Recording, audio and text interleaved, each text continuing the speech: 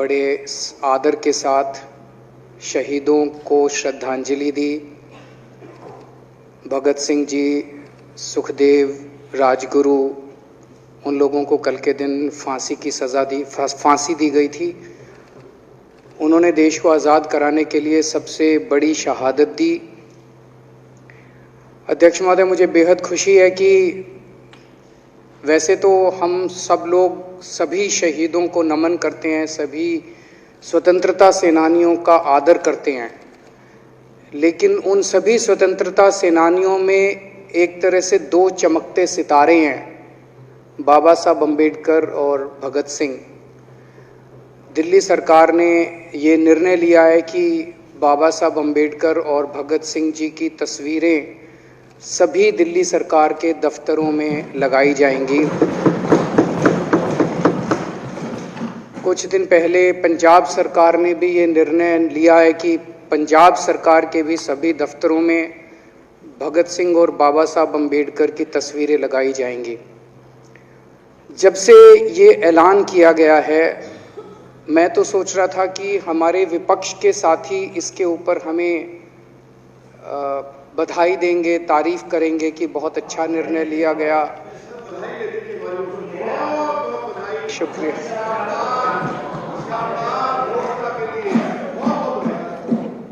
लेकिन जब से ये ऐलान किया है कि इतना, यहाँ तो कहने के लिए कह दिया, बाहर एक मिनट मेरे को पूरा, हमें इतना क्रिटिसाइज किया जा रहा है। बीजेपी वाले कह रहे हैं कि बाबा साहब अम्बेडकर और भगत सिंह की क्यों लगाई, सावरकर की क्यों नहीं लगाई, हेडगेवार की क्यों नहीं लगाई। तो मैं कह रहा हूं भाई, सावरकर की और हेडगेवार की तुम लगा लो। अब देखो, जो बोल रहे थे उसमें तो किसी ने टिप्पणी नहीं की। मैंने कहा भाई सावरकर की बोल रहे हैं, सावरकर की और हेडगेवार की तुम लगा लो, हम बाबा साहब अम्बेडकर की और भगत सिंह की लगा लेते हैं। कांग्रेस वाले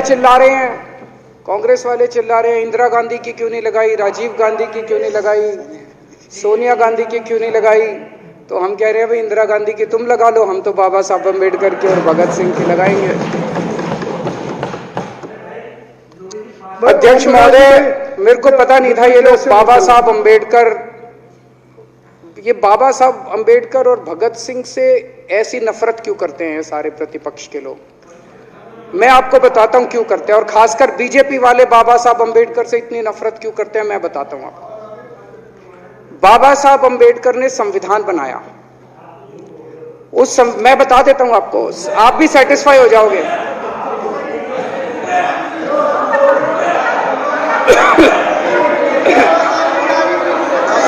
सुन के चले जाना। बाबा साहब का नाम सुनते ही वॉकआउट कर गए। बाबा साहब का नाम भी नहीं सुनना चाहते। बाबा साहब अम्बेडकर का नाम सुनते ही सुन तो लो।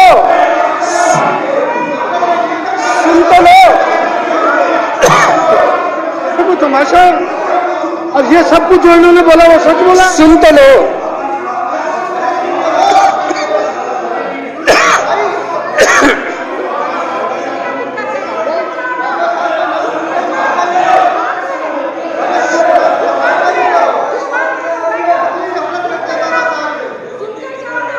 बाबा साहब अम्बेडकर ने, सदस्यों से प्रार्थना कर रहा हूं, अध्यक्ष महोदय, बाबा साहब अम्बेडकर ने, मुख्यमंत्री जी बोल रहे हैं, डिस्टर्ब ना करें प्लीज।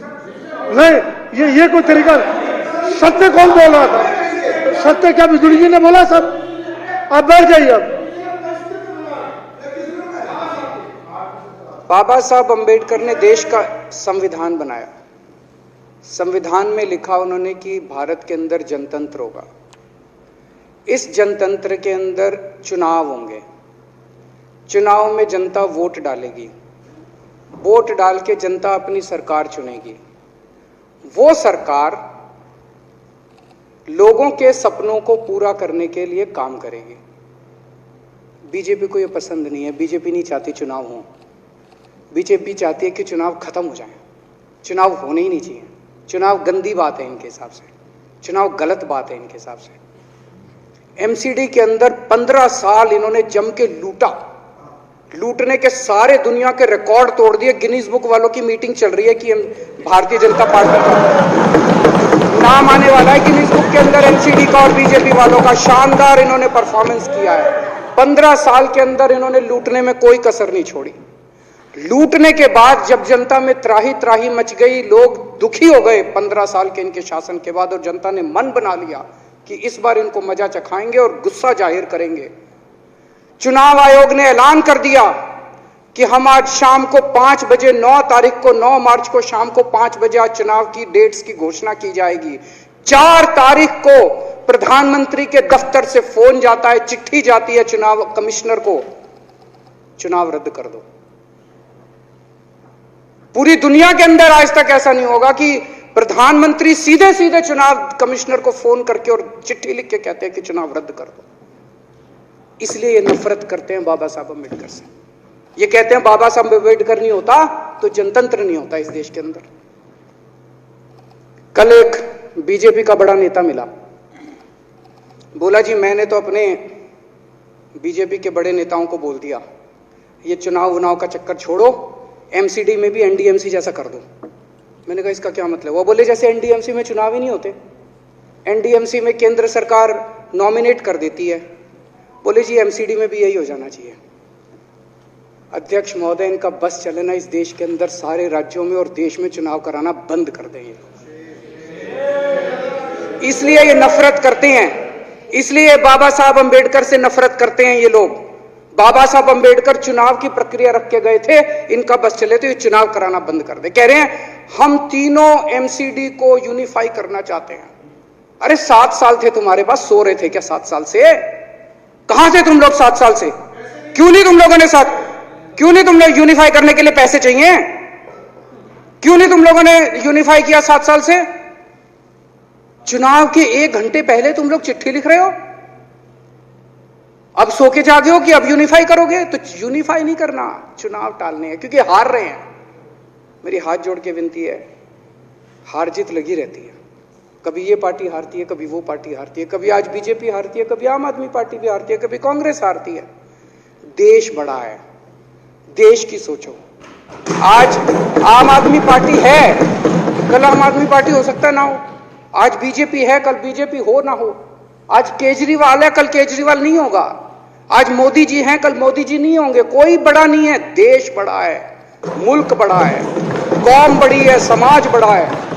देश को नहीं झुकने देना, देश को नहीं टूटने देना, देश को नहीं किसी भी हालत में देश पे आंच नहीं आनी चाहिए। ये लोग देश के साथ खिलवाड़ कर रहे हैं, ये लोग संविधान के साथ खिलवाड़ कह रहे हम यूनिफाई करना चाहते हैं। इन्होंने एक चिट्ठी लिख दी चुनाव आयोग को कि हम तीनों एमसीडी को यूनिफाई कर रहे हैं, इसलिए चुनाव टाल दो। चुनाव आयोग ने चुनाव टाल दिया।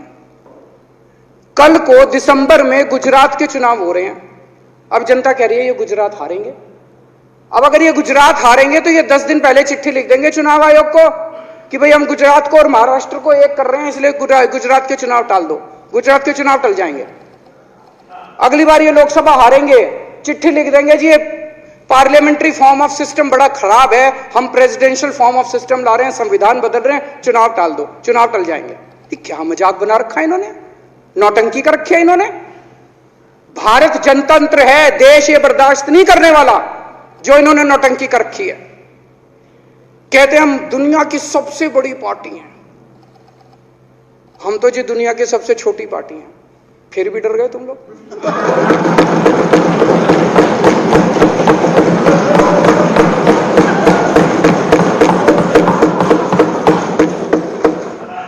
दुनिया की सबसे बड़ी पार्टी दुनिया की सबसे छोटी पार्टी से डर के भाग गई। क्या कायर हो यार। हिम्मत है तो चुनाव लड़के दिखाओ बीजेपी वालों, मान जाएंगे तुम।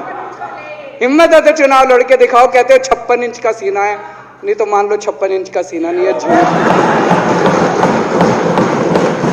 नहीं तो मान लो कुर्ते के नीचे 56 इंच का सीना नहीं है, झूठ है ये।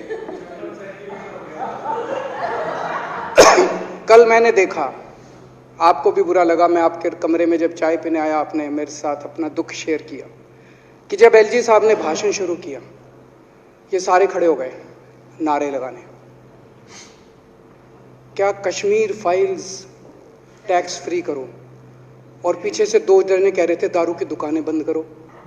अब इनको भी नहीं पता आज नारे किस चीज के लगाने, ऊपर से आया तो था ऊपर से आया तो था। तो 2 जने कह रहे थे दारू की दुकान बंद करो, आगे वाले कह रहे थे कश्मीर फाइल्स टैक्स फ्री करो, फिर दूसरे वाले ने कहा आज कश्मीर वाला नारा लगाना है। तो जैसे रैलियां होती हैं उसमें कुछ टीवी वाले माइक लगा देते हैं कि हाँ जी किस लिए आए हो, तो वो यूं यूं देखता है किस लिए।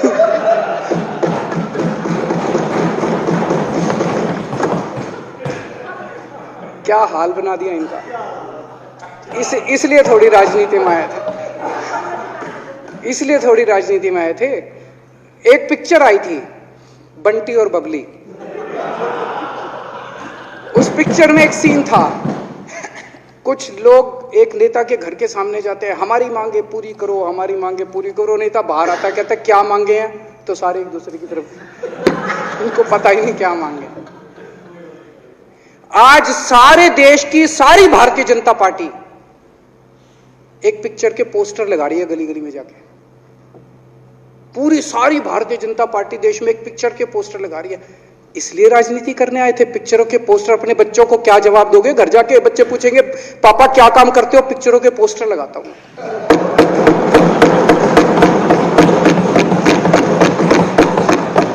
8 साल केंद्र सरकार चलाने के बाद अगर किसी देश के प्रधानमंत्री को विवेक अग्निहोत्री के चरणों में शरण लेनी पड़े तो इसका मतलब उस प्रधानमंत्री ने 8 साल में कोई काम नहीं किया। 8 साल खराब कर दिए। बताओ, विवेक अग्निहोत्री के चरणों में उनको शरण लेनी पड़ रही है, बचा लो बचा लो बचा लो। अगर किसी प्रधानमंत्री को कह रहे हैं कश्मीर फाइल्स टैक्स फ्री करो, अरे यूट्यूब पे डाल दो, फ्री हो जाएगी। टैक्स फ्री क्यों करा रहे हो? इतना ही तुमको शौक है, विवेक अग्निहोत्री को बोलो यूट्यूब पे डाल देगा, सारी पिक्चर फ्री है, सारे जने देख लेंगे एक ही दिन के अंदर। टैक्स फ्री की क्या जरूरत है? यूट्यूब पे क्यों नहीं डाल? कल एक मैंने अखबार में पढ़ा, हरियाणा के अंदर एक भारतीय जनता पार्टी का ही एक एमएलए था, उसने कहा आज मैं पार्क के अंदर इसकी फ्री स्क्रीनिंग करूंगा। तुरंत विवेक अग्निहोत्री का ट्वीट आया खट्टर साहब के, खट्टर साहब देखो ये फ्री में कर रहा है, इसको बोलो टिकट लेके करेगा। भाई साहब, कश्मीरी पंडितों के नाम पे कुछ लोग करोड़ों रुपए कमा रहे हैं और तुम लोगों को पोस्टर लगाने का काम दे दिया। आंखें खोलो, क्या कर रहे हो तुम लोग?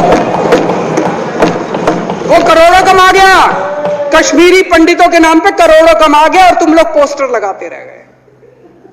क्या हाल बना दिया तुम लोगों का यार। आंखें खोलो तुम लोग।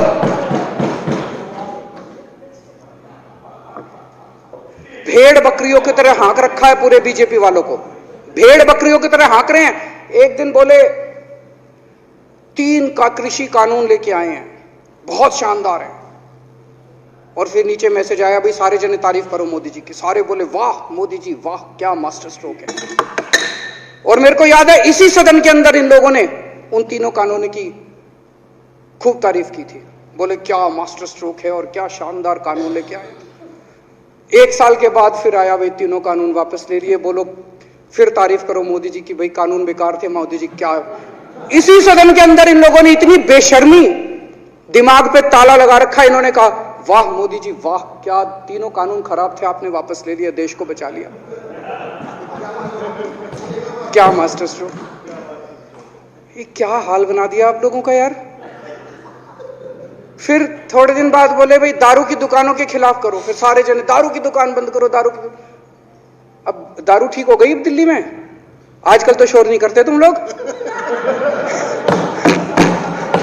अब कश्मीर फाइल आ गई, पहले कृषि कानून, रोज काम दे रखा है तुमको, कुछ ना कुछ ऊपर से आ जाता है, काम दे रखा है। अब दारू की दुकानें।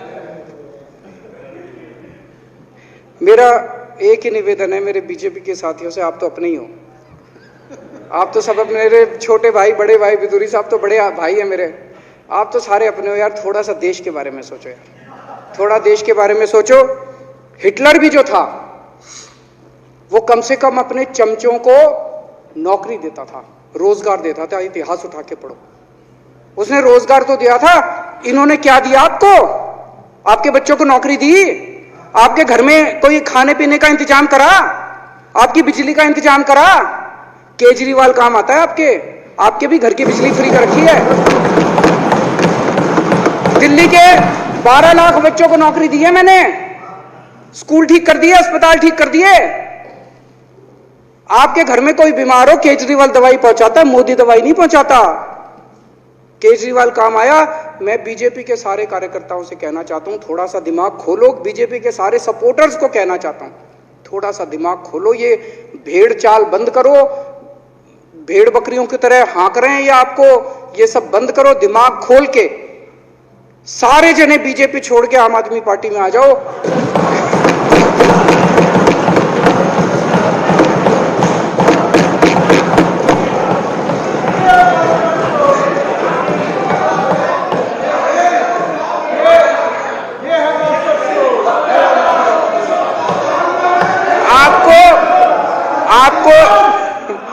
आपको इज्जत मिलेगी, सम्मान मिलेगा।